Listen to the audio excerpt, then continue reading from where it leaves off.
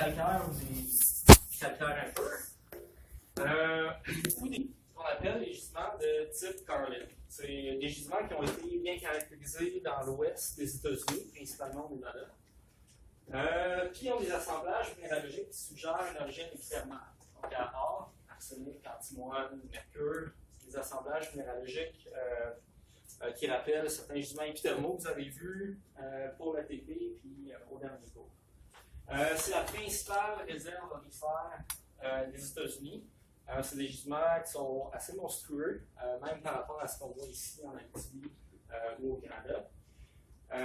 Donc, c'est des gisements assez importants pour l'économie minière, simplement l'histoire des mines aux États-Unis. On commence à découvrir des gisements semblables au type Carlin, qui ont des caractéristiques légèrement différentes à travers le monde, entre autres au Yukon, dans les Appalaches, au Québec. C'est gîtes, mais quand même, qui rappellent les gisements de type Carlin, en Chine également. Donc, c'est des gisements qui ont été découverts dans les années 30, qui ont été caractérisés au fur et à mesure. Il y a des nouvelles découvertes qui se sont faites. On va voir également les amas sulfurés volcanogènes. Donc, c'est essentiellement des VMS, Volcanic Massive Sulfides, pour les anglophones. Ou les VMS aurifères. Donc, il y a certains VMS qui vont être particulièrement riches en métaux de base, pour certaines raisons. C'est essentiellement des gisements de cuivre, plomb, zinc, mais surtout cuivre et zinc. Puis, on va parler également des VMS aurifères, qui sont des VMS qui ont une origine semblable aux VMS de métaux de base, mais qui sont riches en or. Ils vont contenir plus d'or en ppm que de métaux de base, que le total des métaux de base en pourcentage. Donc, ça peut être des gisements d'or importants. On pense par exemple à la mine de la Ronde, en Abitibi, le doyon Bousquet, d'autres gisements à l'Abitibi également. Donc, ça peut être des gisements d'or intéressants. On va parler également d'amas sulfurés exhalatifs en milieu sédimentaire. Donc, c'est également des gisements exhalatifs, donc liés à des exhalaisons sous-marines. Mais qui sont essentiellement dans les environnements sédimentaires, généralement de rift ou de plateformes continentales. Donc, avec des assemblages lithologiques particuliers. Pour la première partie du cours, on va se concentrer sur les gîtes de type Carlin. C'est des exemples ici au Nevada qui montrent deux gisements qui appartiennent à Newmont, puis qui minent essentiellement de l'or disséminé dans des roches sédimentaires altérées. Donc, le Carlin type, essentiellement, donc j'ai mentionné, c'est des zones de remplacement hydrothermales. Donc, des fluides chauds ont circulé dans les roches carbonatées pour déposer certains métaux, en particulier l'or, dans les roches sédimentaires, soit carbonatées ou des carbonates impurs, des marnes, ou des siltstones calcaires.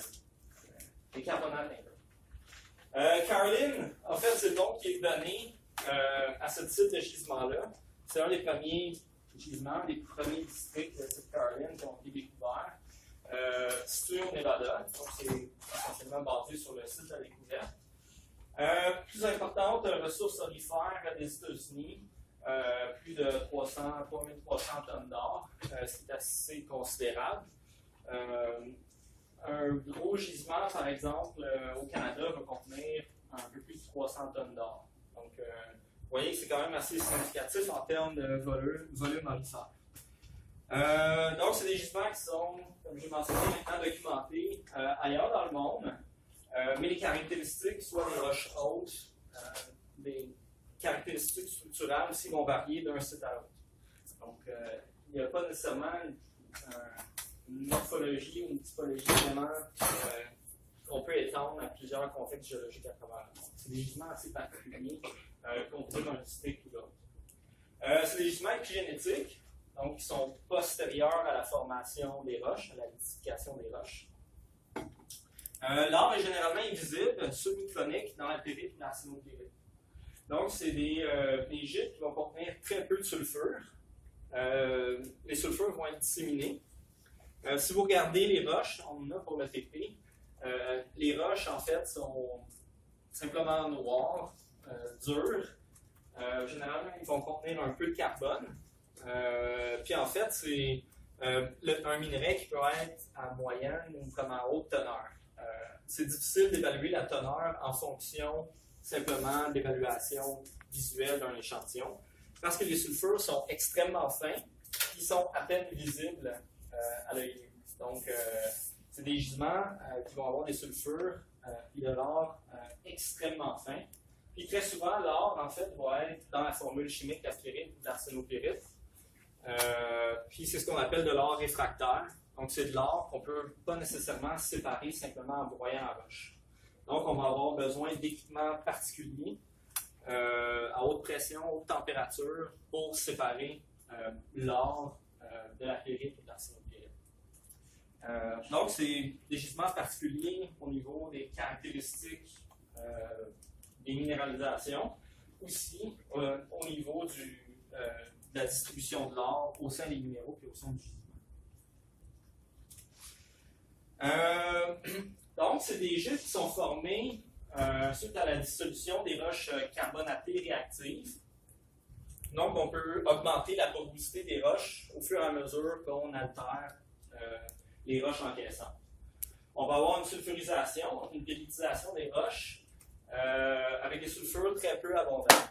Donc, généralement, presque pas visibles à l'œil nu.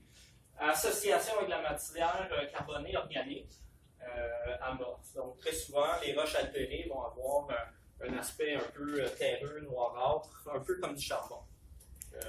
C'est assez particulier, c'est lié à l'association hydrothermale. Donc, on va avoir essentiellement une décalcification des roches carbonatées. Nos carbonates, nos siltstones carbonatés, vont souvent, en fait, réagiront pas au HCl. Donc, le CO2 va être essentiellement décomposé par l'altération hydrothermale, puis on va avoir le carbone qui va rester derrière. C'est pour ça qu'on va avoir un espèce d'aspect terreux qui tache les doigts. On va avoir une silicification également, donc les roches vont être dures, assez poreuses. Donc, c'est une caractéristique visuelle qu'on peut utiliser pour les reconnaître. Souvent associée avec l'argilisation et la péridisation. La pyrite est généralement acidique, donc riche en arsenic. Et on retrouve d'autres minéraux assez communs, riches en arsenic, l'orpiment et le réalgar. Donc, c'est des sulfures d'arsenic qui sont vraiment communs dans ces gisements-là, en particulier dans les zones proximales. On va retrouver aussi des minéraux de mercure comme le cinabre et la styrite. Donc, l'altération va généralement être associée à des failles qui vont couper les roches hautes, des failles qui vont jouer le rôle de conduit hydrothermal, de conduit perméable pour faire circuler les fluides hydrothermaux. Puis, on va avoir une zonation minéralogique centrée généralement sur ces failles-là. On va passer de zone à calcite, dans nos calcaires, nos dolomies ou nos siltstones calcaireux, une zone à dolomie, puis une zone complètement décalcifiée qui va contenir essentiellement de la silice puis du carbone.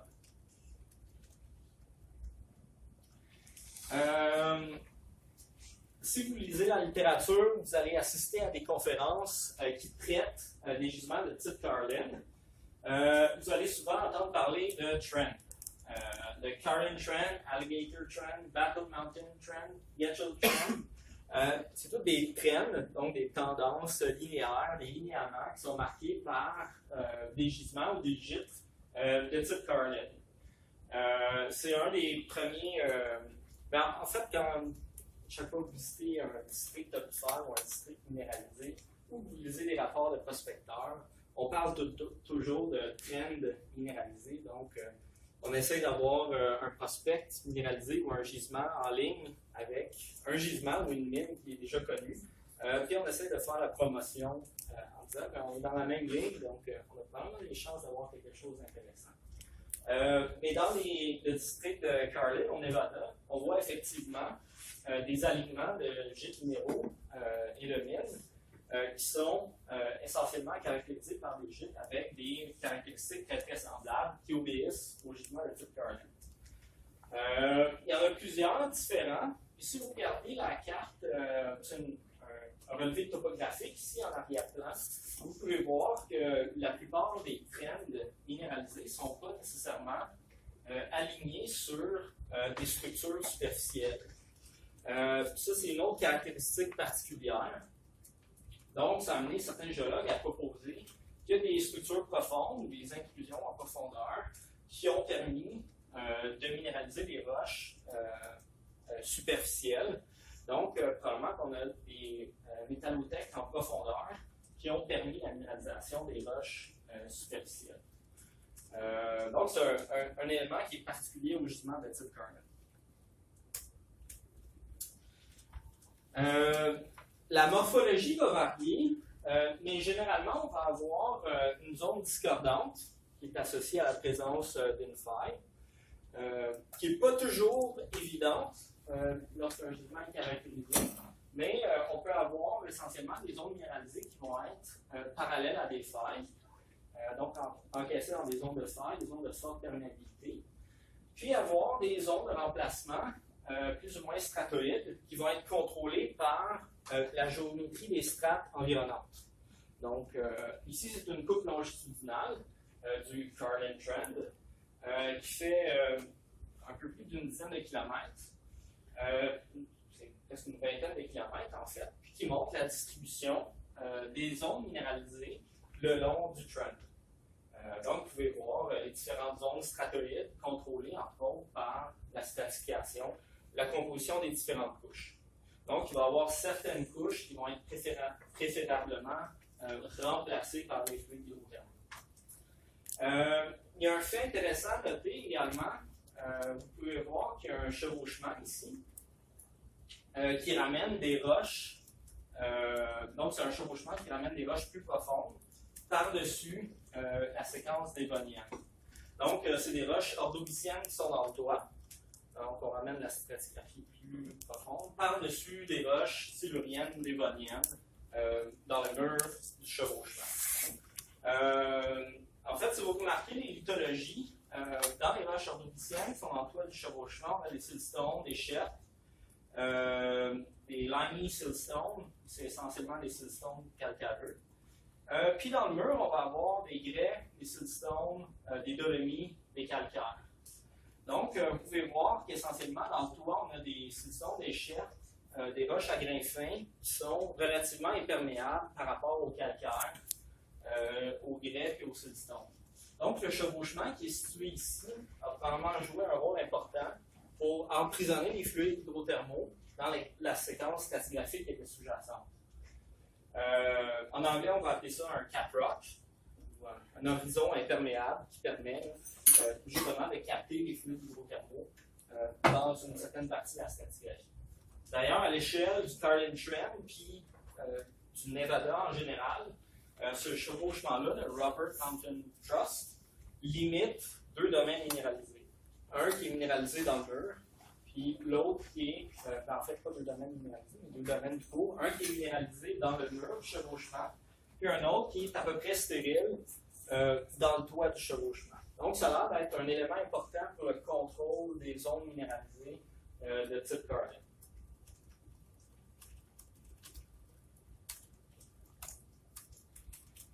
Ici, c'est une géométrie un peu plus à petite échelle. En fait, on peut voir le chevauchement ici, le Robert Mountain Trust, avec les zones minéralisées en noir, qui sont entre autres contrôlées probablement par des failles normales ici, avec des zones minéralisées plus ou moins stratoïdes. Donc, ça montre un peu la géométrie. C'est une espèce d'amas métasomatique, une zone de remplacement contrôlée à la fois par la structure et la stratigraphie. C'est des éléments qui vont contrôler la géométrie du gisement. Donc, différents styles peuvent coexister évidemment au sein du même gîte. Ici, c'est un diagramme un peu complexe. Il y a beaucoup de choses qui sont illustrées. Mais grossièrement, vous pouvez voir en fait les enveloppes d'altération hydrothermale qui sont illustrées entre autres par le pointillé qui est situé ici. Donc, vous allez avoir différentes enveloppes d'altération qui vont être contrôlées Puis mais en fait, la distribution va être contrôlée par des zones de terre, la stratigraphie. Puis on va avoir un emplacement plus important dans les zones internes, évidemment. Donc, vous pouvez voir ici, il y a une zone de brèche qui est dessinée. C'est essentiellement une brèche de faille.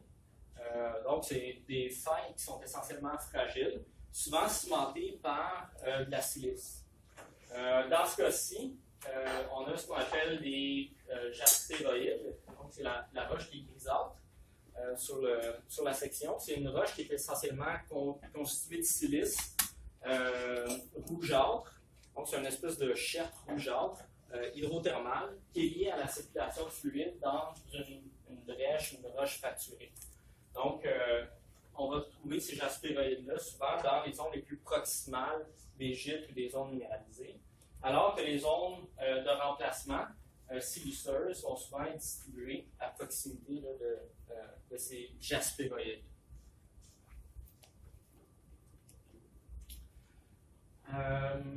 Donc, c'est un exemple ici de zone minéralisée dans la formation Popovich. La formation Popovich fait partie de la séquence dévonienne qui est minéralisée dans le Current Trend. C'est essentiellement des calcaires noirâtres, des silicones calcaireux, qui sont situés dans le mur du Robert Mountain Trust. Donc, ici, on voit quand même assez bien l'imitage, c'est pas très métamorphisé, c'est une stratification, vous voyez. Puis les zones minéralisées sont encaissées dans cette unité d'argilite de calcaire impur qui s'appelle la formation Popovich dans ce cas-ci. Une fois altéré, vous pouvez voir qu'on perd les structures sédimentaires. Donc, le remplacement est intense. C'est une roche siliceuse, donc très dure. On voit la porosité. Vous pouvez voir ici Michel avec la pinotte. Donc, c'est le résultat du remplacement des carbonates. On va passer de la roche plus ou moins noirâtre, légèrement décalcifiée, riche en carbone, à la roche riche en silice, donc une silicification intense. Puis dans certains systèmes, on va avoir une argilisation. Donc ici, c'est à la fois la silicification et la kaolinite qui donne la couleur un peu beige là, dans le système. Vous pouvez voir que c'est légèrement oxydé, il y a un peu de rougeâtre, brunâtre, mais c'est relativement pauvre en sulfure. Donc, c'est des caractéristiques là, assez typiques de ces minéralisations-là. Maintenant, un exemple de jastéroïde. Dans le cœur du système, vous pouvez voir la texture assez bréchée, donc les fragments assez anguleux, cimentés par une silice rougeâtre. Donc, c'est ce qui va donner les principales caractéristiques là, aux jastéroïdes qui vont être minéralisés. Donc, on peut voir les différents styles de minéralisation sur ces slides-là, à la fois les jastéroïdes, puis les zones de remplacement siliceuses, puis argile, là, principalement le kaolin. Donc, on peut établir une zonation à partir des minéralogies qui sont observées avec une altération qui est précoce puis plus distale, ici en même temps. Donc, une décarbonatisation, décalcification. Donc, essentiellement, c'est notre roche plus ou moins poreuse, noirâtre. L'argilisation, la silicification, on va avoir le principal minerai aurifère. Puis souvent des cavités, des fractures, des brèches qui vont entre autres contenir les minéraux d'arsenic comme l'orpiment, le réalgar, souvent des zones un peu plus riches en sulfure. Donc, c'est la gradation typique de certains des gisements de type Carnot. Donc, ça vous donne une idée sur la zonation des minéralisations qu'on trouve. Donc, ici, c'est une section crustale qui montre en fait ici le manteau, la croûte laurentienne archéenne dans l'ouest américain, une séquence de couverture protérozoïque à cambrienne qui s'est formée sur la marge laurentienne dans l'ouest des États-Unis au Paléozoïque. Vous avez ensuite la séquence de plateformes siluriennes dévoniennes. Puis enfin, vous avez le Robert Mountain Trust qui ramène les roches plus profondes ordoviciennes par-dessus la séquence de plateformes. Donc ici, vous avez des chevauchements qui permettent de juxtaposer les roches ordoviciennes aux roches siluriennes dévoniennes.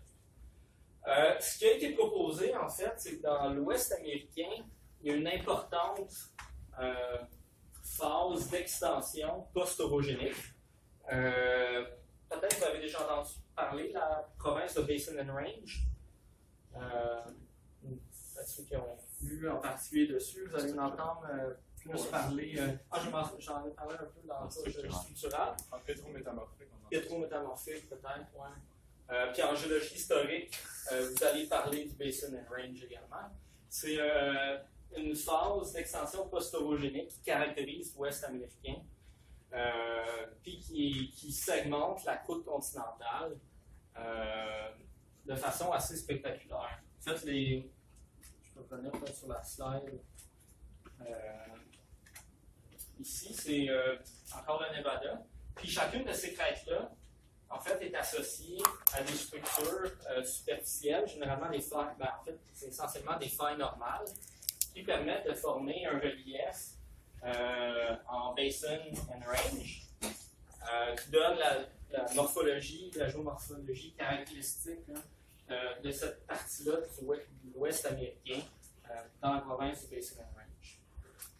Donc, ce qui a été proposé, c'est qu'en fait, certaines de ces failles-là ont permis de segmenter la croûte, puis de faire circuler les fluides hydrothermaux dans la séquence stratigraphique, puis minéraliser les roches à cet endroit-là en particulier.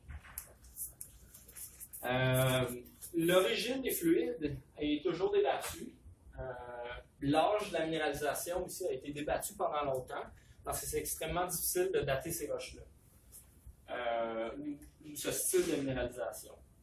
Il y a des géologues minéralogistes qui étaient peut-être un peu plus futés que certains autres, et ont trouvé certains minéraux qui contiennent un peu de rubidium, strontium, donc qui ont pu dater en utilisant les isotopes radiogéniques à environ 40 millions d'années. Donc, en utilisant un minéral qui s'appelle la galcaïte, un minéral peu commun, que j'avais jamais entendu parler avant de lire sur les Carolines. Mais c'est un petit minéral rouge qui peut être daté et qui donne un âge de 40 millions d'années. Donc, c'est beaucoup plus jeune que les strates ordoviciennes, simplement paléozoïques. Donc, le Dévonien a 360 millions d'années, l'Ordovicien 480 millions d'années. Donc, c'est beaucoup plus vieux que le 40 millions d'années qui a été postulé pour l'âge de la minéralisation. Donc, clairement, c'est des gisements qui sont épigénétiques, qui post-datent les roches encaissantes de plusieurs dizaines, voire centaines de millions d'années. Donc, c'est des gisements qui sont éocènes, qui ont l'air d'être intimement liés à des failles normales. On le voit dans la géométrie des gisements. Donc, souvent, il y a un contrôle de la perméabilité par des failles normales. Généralement à l'intersection avec des unités carbonatées fracturées. Habituellement, les gîtes ne sont pas directement associés à des intrusions. Donc, il y a des intrusions dans les secteurs minéralisés, mais il y a rarement, en fait, il n'y a presque jamais une association directe avec des intrusions. Donc, contrairement au porphyre, où on a souvent un porphyre qui va être minéralisé avec une altération hydrothermale qui est centrée sur le porphyre et la source de chaleur qu'il représente. Ce n'est pas le cas dans le cas des gîtes de type Carlin. Donc, c'est une autre particularité. Toutefois, l'âge qui a été postulé pour la minéralisation de 40 millions d'années semble concorder avec un front magmatique qui a progressé du nord vers le sud à l'Éocène, donc entre 55 millions d'années dans la partie nord, pour progresser vers le sud. Ici, c'est la frontière avec le Canada. Donc, pour progresser vers le sud, jusqu'à atteindre le Nevada vers 40 millions d'années. Donc, sans nécessairement avoir des intrusions minéralisées dans le secteur de type Carlin, on va avoir souvent des dikes, des plutons dans les secteurs minéralisés qui vont avoir un âge entre 35 et 40 millions d'années, en particulier le Carlin Trend. On retrouve aussi des porphyres, par exemple le porphyre de Bingham Canyon en Utah, qui a à peu près le même âge, qui est un des plus gros gisements de cuivre, le plus gros gisement de cuivre du sud-ouest des États-Unis. Donc, on peut voir qu'il y a quand même une activité magmatique et hydrothermale contemporaine de la formation des gisements de type Carlin dans cette partie-là des États-Unis.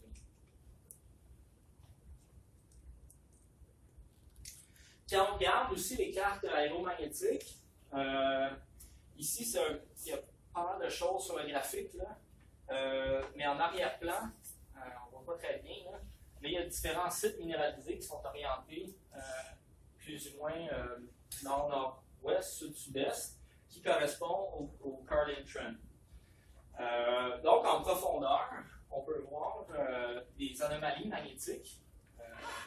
Donc, il y en a une dans le secteur ici, puis une plus au nord. Puis également ici sur les lignes pointillées puis les tiretés, c'est en fait des regroupements de dikes qui ont des compositions et des âges semblables. Donc, on peut voir que le long du Carlin Trend, en profondeur, il y a des anomalies magnétiques significatives, ainsi que des champs de dikes ou des champs d'intrusion qui ont à peu près l'âge des minéralisations de type Carlin, qui sont associés aussi aux anomalies magnétiques. Donc, ça a été proposé en fonction de la structure de la croûte à cet endroit-là, du style de minéralisation qui a été observé, qu'en fait, il y aurait probablement des intrusions en profondeur qui seraient associées à des anomalies thermiques dans la croûte, puis qui ont pu faire circuler des fluides et minéraliser les roches plus superficielles. Donc, c'est un modèle qui a été proposé pour la formation de ces gisements-là. Il y a d'autres modèles qui ont été proposés, on n'ira pas dans le détail, mais c'est des variantes, disons, des modèles orogéniques qu'on va voir au prochain cours, où cette théorie-là est un peu laissée de côté maintenant, là, mais des gîtes syngénétiques. Donc, pendant la formation des roches sédimentaires, il y en a qui ont proposé qu'il y a des anomalies aurifères et des gîtes aurifères qui ont pu se former à ce moment-là.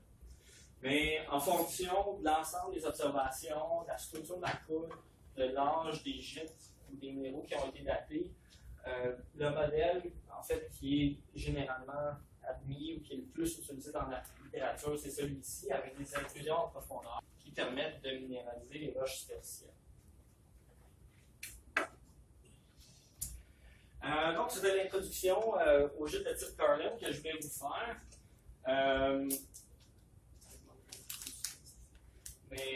Donc, c'est des gîtes particuliers. Il est possible que l'automne prochain, on organise une excursion dans le secteur avec un géologue qui a travaillé plusieurs années dans la région, Marc Bardou, qui a déjà été chargé de cours ici. Donc, ce serait une excursion qui serait organisée dans le cadre du SEG. On a un chapitre étudiant du SEG ici à la Society of Economic Geologists, j'en ai parlé déjà quelques fois. Puis, ils vont probablement organiser une excursion dans les secteurs de type Carlin pour voir ces gisements-là sur le terrain. Il y a d'ailleurs des géologues québécois qui ont fini leur bac ici dans les années 2000, que je connais, qui ont travaillé dans le secteur de Carlin. Puis d'ailleurs, il y a des compagnies canadiennes comme Cambiar qui ont travaillé beaucoup au Nevada et qui ont été impliquées dans la découverte de certains des gisements. Donc, il y a une histoire québécoise, disons, dans ce secteur-là.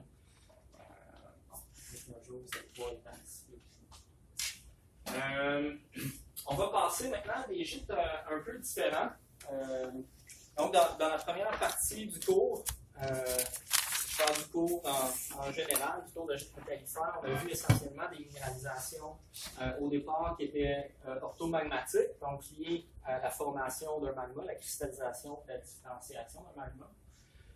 On a vu ensuite des gisements hydrothermaux, magmatiques hydrothermaux, qui sont liés aux phases les plus différenciées de certains magmas, à la fois soit les porphyres ou les gisements épithermaux.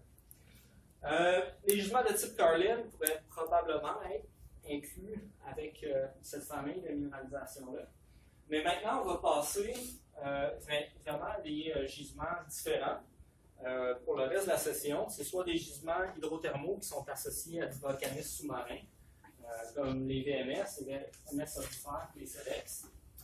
On va voir aussi certains gisements liés à du métamorphisme, les gisements d'or orogéniques ou les gisements phyloniens aurifères. Puis toute une foule de gisements qui sont liés à la sédimentation, soit la sédimentation chimique ou détritique, puis l'altération supergène. Donc, il y a certaines minéralisations qui peuvent être formées en climats tropicaux ou en climat désertique. Donc, c'est le style de minéralisation, le style d'environnement qu'on va voir pour le reste de la session. On va se concentrer d'abord sur le volcanisme sous-marin avec les VMS aurifères. Ici, c'est un exemple du plus gros VMS archéen sur la planète. Celui de Kidd Creek en Ontario, qui est miné à la fois sous la forme d'un open pit. En fait, l'open pit est épuisé depuis plusieurs années quand même. À la fois en open pit, puis avec un puits de mine, qui est un des plus profonds au Canada. On entend souvent parler de la mine La Ronde, qui a un peu plus de 3 km de profondeur, qui est un VMS aussi. Je pense qu'ils sont rendus à 3,1 km, quelque chose comme ça. La mine de Kidd Creek est à peu près au même niveau, ici grosso modo 3 km. Donc c'est une des mines les plus profondes au Canada.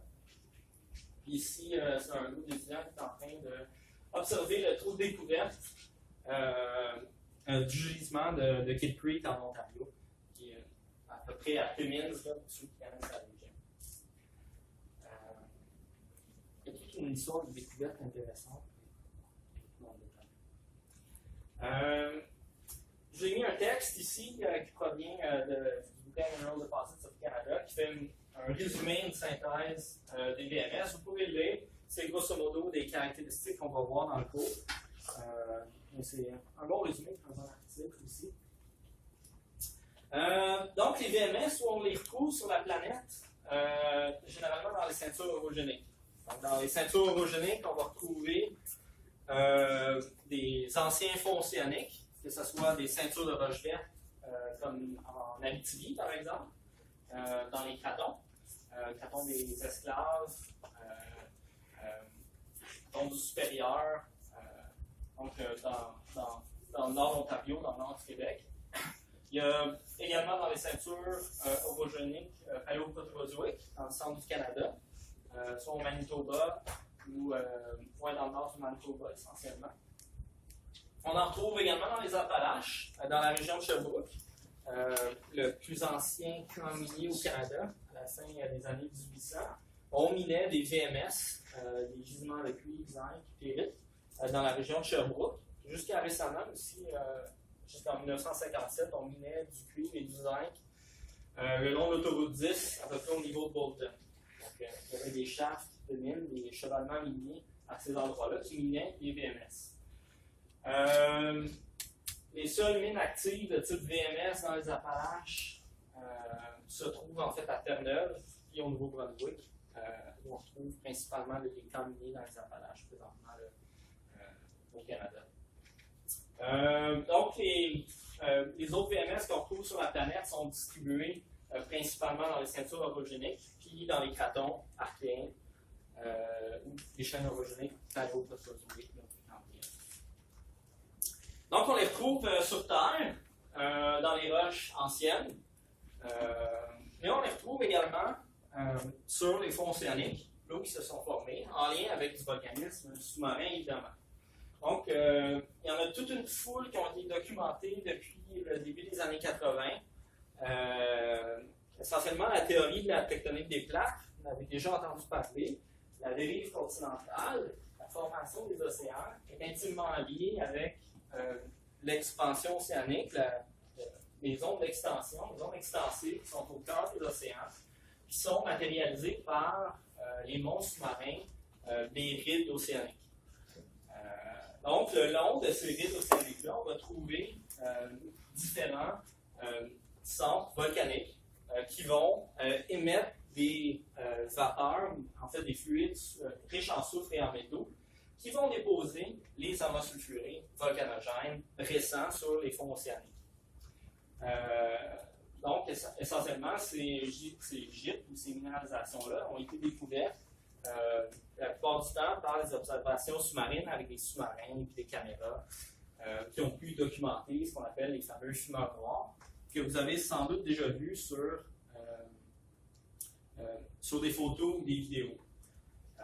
Donc ici, j'ai mis quelques exemples. Vous pouvez voir ici des cheminées hydrothermales fossiles. On peut voir qu'il n'y a pas nécessairement des vapeurs qui sortent de ceux-ci, mais qui sont constitués essentiellement de métaux, fer, cuivre, zinc, un peu de plomb, probablement de la barytine ou de la ligrite, qui donne la couleur blanchâtre. Mais c'est essentiellement des exhalaisons sous-marines, donc sur le plancher océanique. Vous pouvez voir des exemples. Ici, c'est des tranches coupées dans certaines de ces cheminées-là. Donc, vous pouvez voir vraiment, souvent, il va y avoir une texture concentrique. Puis, vous pouvez voir les cavités dans lesquelles les fluides hydrothermaux ont circulé. Donc, vous les voyez ici là, en formation, les fameuses cheminées volcanogènes qui sont associées à la libération de fluides hydrothermaux sur les fonds océaniques. Il y a certaines compagnies, entre autres des compagnies canadiennes, qui envisagent, entre autres, de miner certains de ces amas sulfurés sur le plancher océanique. Je ne sais pas si ça va vraiment se faire. Ils ont des équipements assez spécialisés qui ont l'air de robots un peu méchants, mais qui sont essentiellement construits spécifiquement pour miner ces gisements sous-marins. Il y a certains avantages. Il n'y a pas de résidus miniers acides. Il n'y a pas de contamination des terres de surface.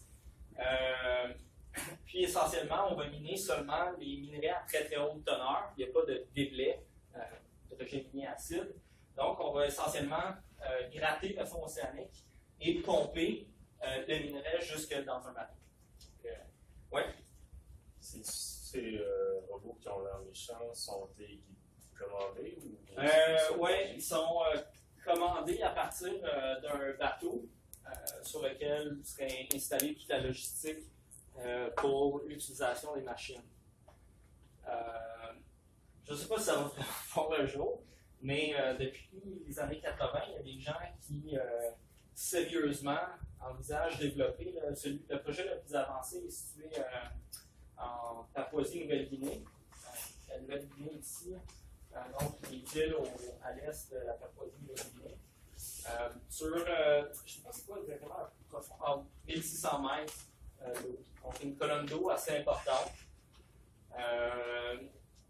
Jusqu'à récemment, je pense que le projet allait bon train, mais il y a eu quand même un changement politique en Papouasie, en Nouvelle-Guinée, je ne sais pas trop ce qui s'est passé. Mais je ne suis pas vraiment le dossier sérieusement. Mais vous pouvez toujours aller sur le site web de Cibus Minerals, compagnie canadienne. Ouais.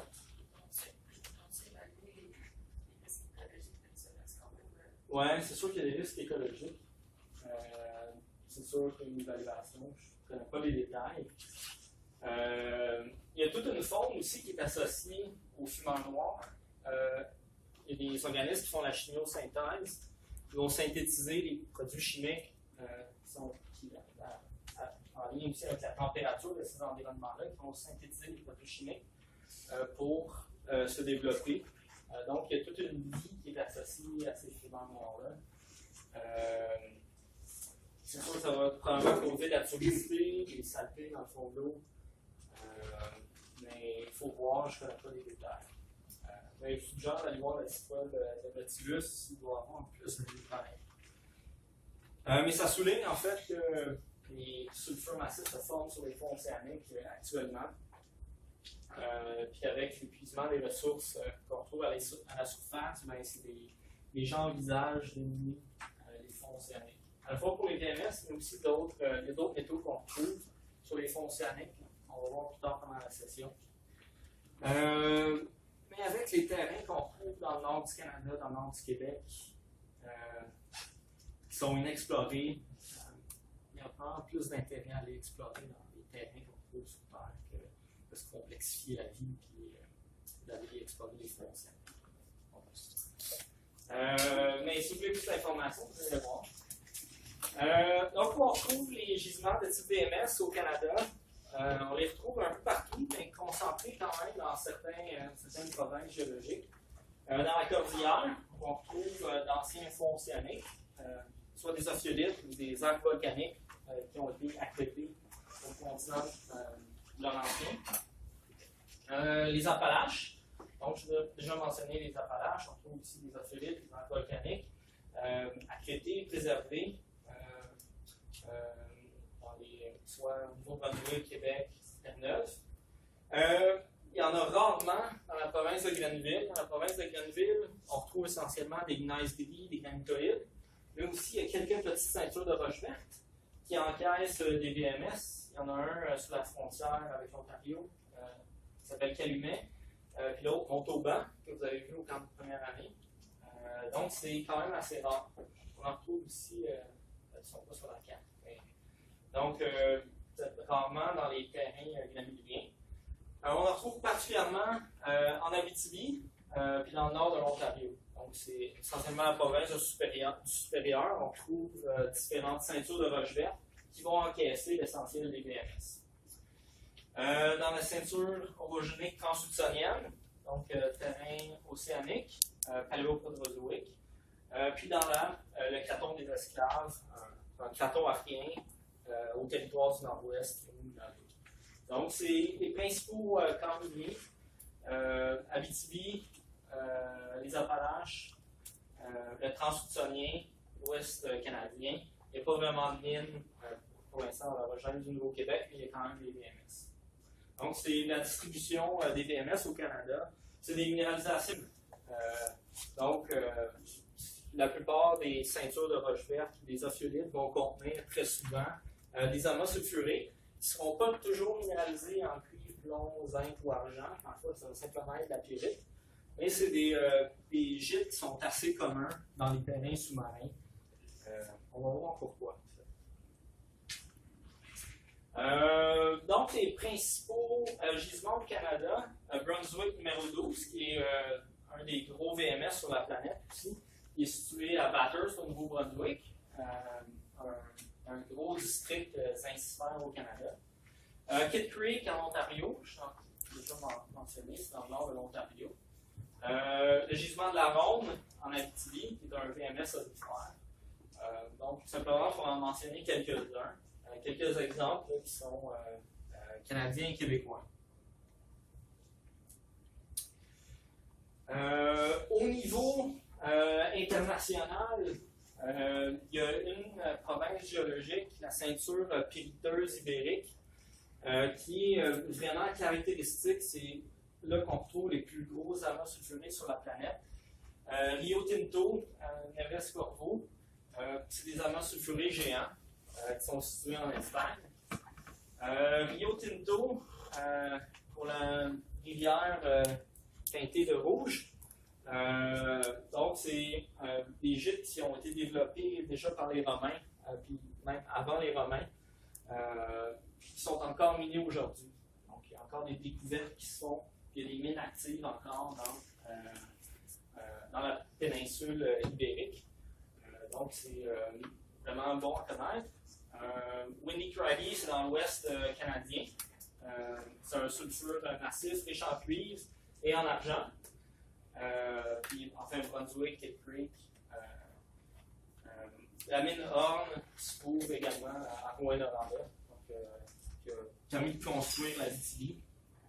Donc c'est les exemples les plus notables, disons, quelques exemples notables au niveau international. Il y en a bien d'autres, on n'ira pas dans le détail. Un diagramme teneur-tonnage, comme j'en montre souvent. Donc, dans les VMS, on retrouve très souvent de l'or qui peut être à faible teneur. Souvent moins d'1 gramme par tonne. Parfois, il n'y en a presque pas. Mais les gisements, disons les VMS aurifères vont souvent contenir au-dessus de à peu près 4 grammes par tonne d'or. Donc, 4, 5, 6 ou 10 grammes par tonne. Pour les VMS riches en métaux de base, généralement, ça va être entre 1 et 10 % de métaux de base. Donc, généralement, on va plutôt chercher 5-10 %. Mais essentiellement, c'est les chiffres là, en général qu'on a pour les VMS. Donc, si on veut mettre une petite définition sur les VMS, ici c'est un petit dessin avec un explorateur dans le sous-marin qui regarde les VMS en train de se former avec la vie qui foisonne autour. Mais essentiellement, c'est des amas sulfurés formés sur les fonds océaniques, donc associés au volcanisme sous-marin, forment le plus souvent des lentilles sulfurées. Qui sont formés sur ou près du fond océanique dans un environnement volcanique à partir de fluides riches en métaux issus d'une convection hydrothermale dans des roches volcaniques sous-marines. Donc, évidemment, des roches volcaniques, minéralisation sous forme de sulfure massif. Donc, souvent, on va avoir une lentille de sulfure massif qui va présenter différentes textures. Puis, souvent, des minerais en stockwork également. Généralement, on va avoir une lentille de sulfure massif qui se forme sur le fond océanique, donc liée aux exhalaisons sous-marines. Donc, c'est une lentille syngénétique qui se dépose pendant la formation des roches volcaniques. Puis, très souvent, on va avoir une racine épigénétique. Donc, en dessous de la lentille de sulfure massif, on va avoir essentiellement un conduit hydrothermal, une zone de fracturation qui permet la circulation des fluides hydrothermaux, puis qui, elle, est préservée sous forme de stockwork, puis de dissémination dans les roches volcaniques. Donc, c'est deux composantes qu'on trouve généralement. C'est essentiellement des sources de zinc, cuivre, qui peuvent contenir du plomb, certaines quantités d'or et d'argent dans certains cas. Puis, ça peut être des sources significatives de plein d'autres métaux également. Il y en a qui sont riches en cobalt, en étain, de rares exemples qui sont riches en nickel. Donc, c'est des cibles qui sont particulièrement prisées, en particulier au Canada et dans le monde également, pour leur diversité métallique.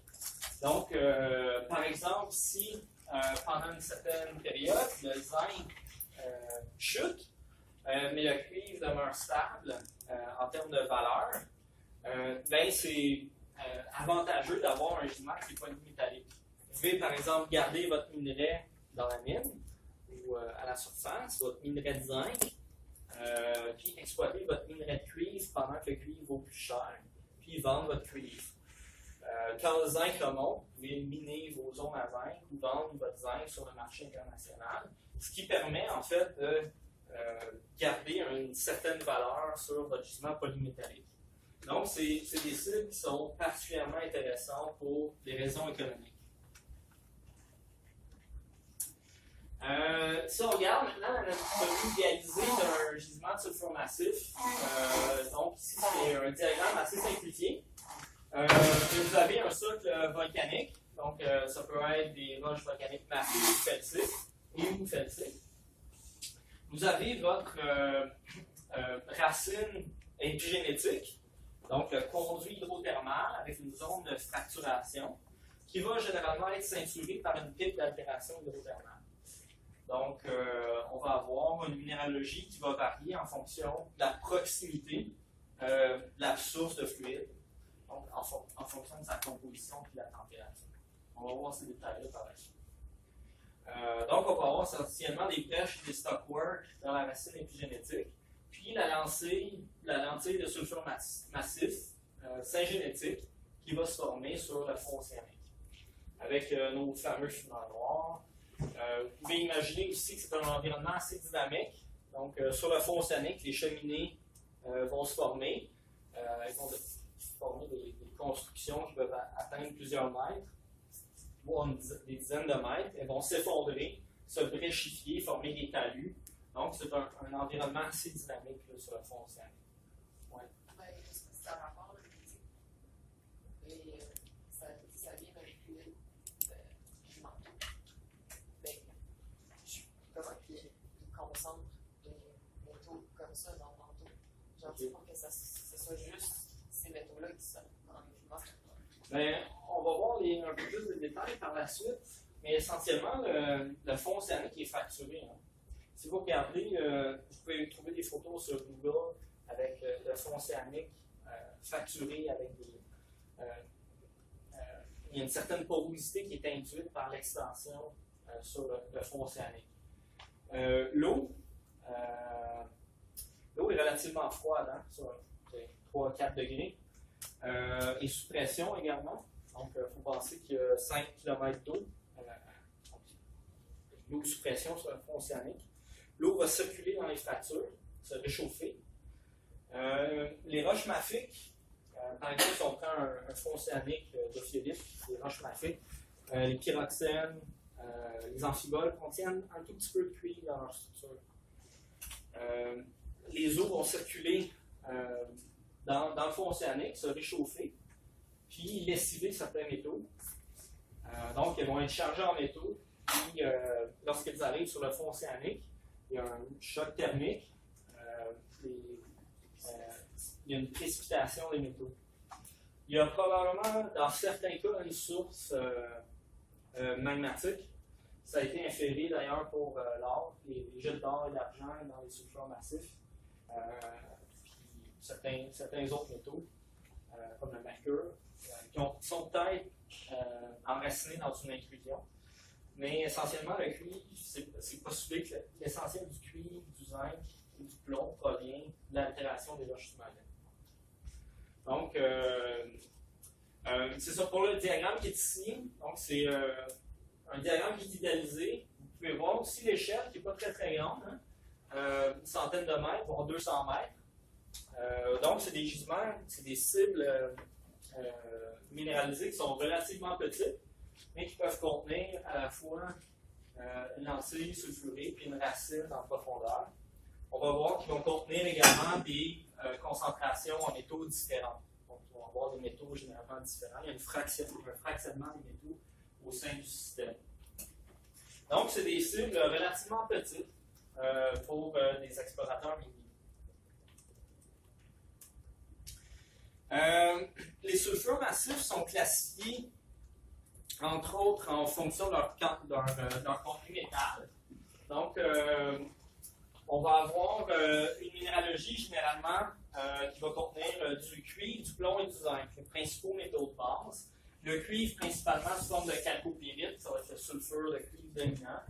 On peut avoir un peu de cutanite, tonantite et stanite, qui sont des sulfosels de cuivre. De la bornite également, dans certains cas. Puis le plomb et le zinc vont être essentiellement contenus dans la galène glaciolarique. Ça va être les sulfures prédominants. On peut séparer donc les VMS, mais aussi les SEDEX, qu'on va voir plus tard dans le cours, selon leur contenu métal. Donc les VMS vont surtout être des gisements de zinc et ou de cuivre, alors que les gisements de type SEDEX vont surtout être des gisements de plomb-zinc. On va voir pourquoi plus tard. Mais essentiellement, donc, on va avoir des VMS riches en zinc et en cuivre. C'est une classification des VMS, des gîtes qui sont basés essentiellement sur le contenu métal. Donc ici, zinc, cuivre, c'est ça, les exemples mondiaux, les exemples canadiens.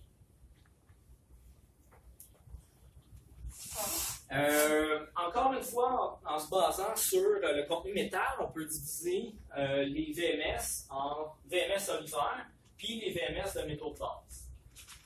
Les VMS olifères, en fait, c'est des gisements sulfurés volcanologiques, donc à peu près la même origine que les VMS à métaux de base, mais ils vont contenir un contenu en or, en ppm, qui va être supérieur au total des métaux de base en pourcentage. Donc, certains exemples, Bousquet numéro 2, c'est dans le sud de la Abitibi, Horn, à la Pointe-Noranda. L'arôme, en Abitibi également, Escape Creek, c'est en Colombie-Britannique. Donc, c'est certains exemples canadiens des gisements de sulfure massif aurifère. Donc, vous allez voir souvent cette nomenclature-là dans la littérature des VMS olifères, des VMS de métaux de base, et c'est essentiellement une règle qui est basée sur le contenu métallique. Il y a toute une classification qui existe. En fait, il y en a plusieurs. qui sont basés soit sur le contenu la composition des rocheuses, l'environnement géodynamique de formation, le contenu métal, comme on vient de voir. Il y a une tendance vers la classification des VMS selon la composition des rocheuses, avec des roches soit mafiques, felsiques ou intermédiaires, dans des proportions différentes. Il y a un pôle qu'on peut appeler le pôle à dominance mafique, où on retrouve essentiellement des roches mafiques. Donc, c'est le cas, par exemple, dans les ophiolites. Vous allez cartographier l'ophiolite de Thetford Mines pendant votre campagne de 3e année. Vous allez voir, on trouve essentiellement des roches mafiques, ultramafiques.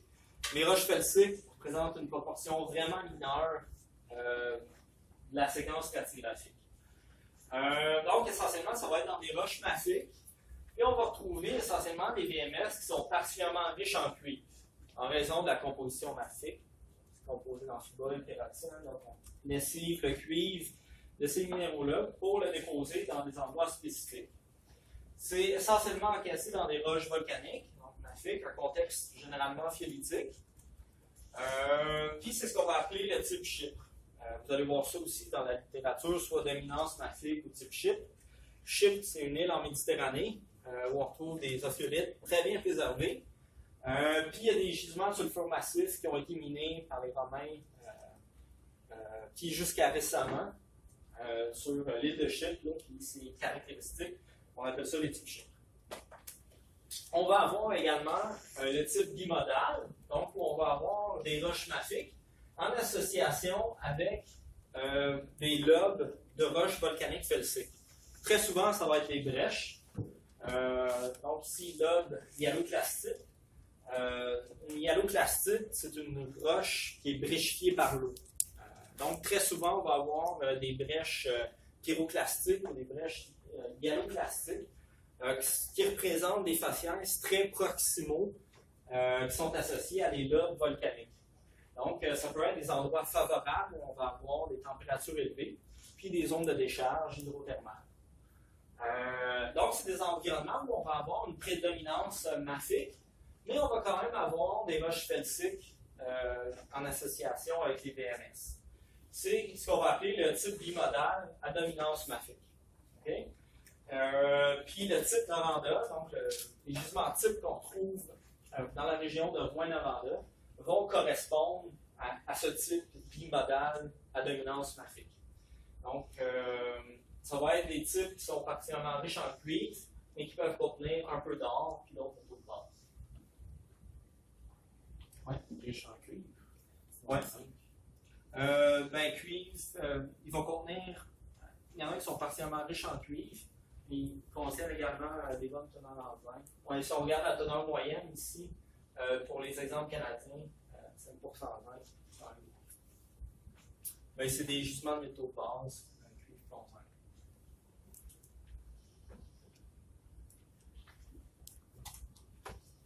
Mais les gisements de type chips étaient minés surtout pour le cuivre, en fait. Les exemples chypriotes. Il y a plusieurs autres exemples dans les ophiolites, c'est surtout cuivre, un peu d'or.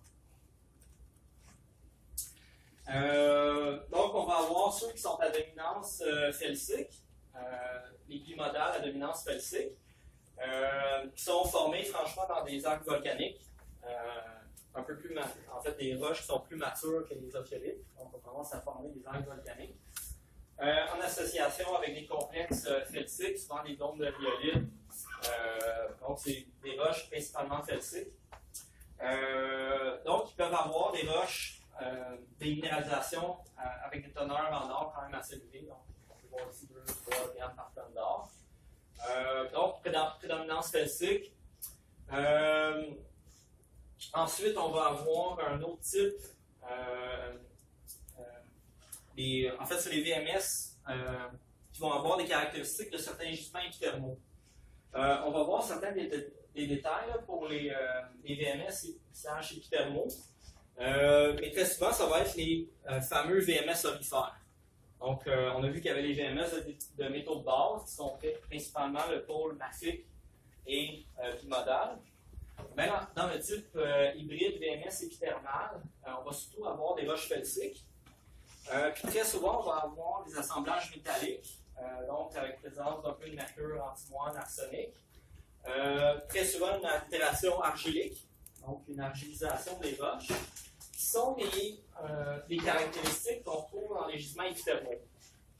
Donc, ce qui a été proposé, en fait, c'est que les gisements de type VMS aurifères pourraient représenter, en fait, les équivalents des gisements épithermaux, mais sous-marins. Donc, c'est une caractéristique, là, vraiment, des VMS épithermaux dans les environnements felsiques. Donc, c'est essentiellement une variante du style VMS pour les VMS aurifères.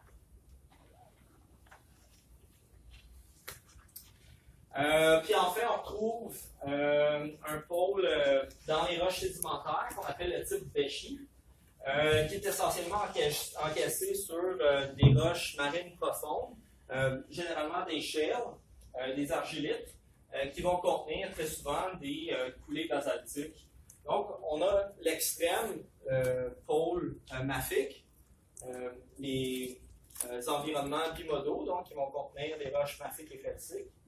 Puis enfin, un pôle pélitique mafique qui va contenir essentiellement des roches sédimentaires, des coulées basaltiques et des cils, avec des lentilles sulfurées associées. Donc, c'est une classification qui a été établie principalement sur la composition des roches hautes, puis la distribution des métaux et des altérations à l'intérieur. Donc, c'est les principaux styles. Donc, c'était les principaux styles qui sont développés pour les environnements felsiques et mafiques et sédimentaires. Dans certains cas, c'est plutôt rare. Les amas sulfurés peuvent être développés dans des roches ultramafiques. Il y a un exemple en particulier à Outokumpu, en Finlande, où on retrouve des roches ultramafiques, c'est des péridotites serpentinisées, des péridotites ophiolitiques, serpentinisés qui contiennent des amas sulfurés à cuivre, zinc, cobalt, qui vont contenir également du nickel, à l'interface entre les roches ultramafiques et les roches sédimentaires pellitiques. C'est assez peu commun à l'échelle globale, mais ce qui a été proposé, en fait, c'est qu'on a nos serpentinites, qui représentent localement le fond océanique. Donc, on a nos serpentinites, des zones d'exhalaison sous-marine. Donc, comme les fluides hydrothermaux vont circuler dans les roches ultramafiques, on va avoir du cuivre, mais aussi un peu de nickel, de cobalt, qui va être associé à la présence de ces roches-là. Donc, les amas sulfurés, puis les disséminations qui vont être associées vont contenir des métaux qui rappellent les roches ultramafiques, nickel, cuivre, cobalt. Donc, c'est un modèle métallogénique qui a été proposé pour la formation de ces gisements. Très souvent, vous pouvez voir ici les roches sont fortement plissées et faillées. Donc, c'est un modèle qui a été proposé pour la formation des amas sulfurés à cuivre, nickel, cobalt. Il y a d'autres modèles aussi qui ont été proposés, mais ici, en fonction de la géométrie, les minéralisations, les associations lithologiques, ça a été proposé que ça serait une variété de VMS, donc des amas sulfurés formés dans un environnement sous-marin volcanologique.